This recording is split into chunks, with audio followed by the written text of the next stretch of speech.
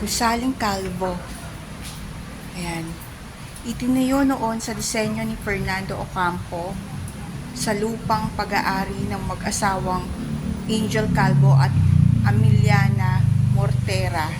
1938, naging opisina ng mga kumpanyang pangnegosyo at pangkabuhayan. 1938 to 1944.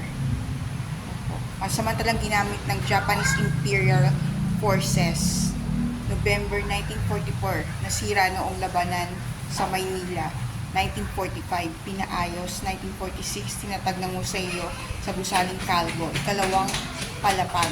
Ayan. So, this is the history of a Calvo building. Lalapitan ko na yung guard. Good morning, ma'am. Hi, good morning, sir. Yes. Guard. Ma'am, sir, meron po bang entrance ang museum po? Museum po natin is every weekend. Meron po ngayon. Wala po ngayon. Okay, so, ko,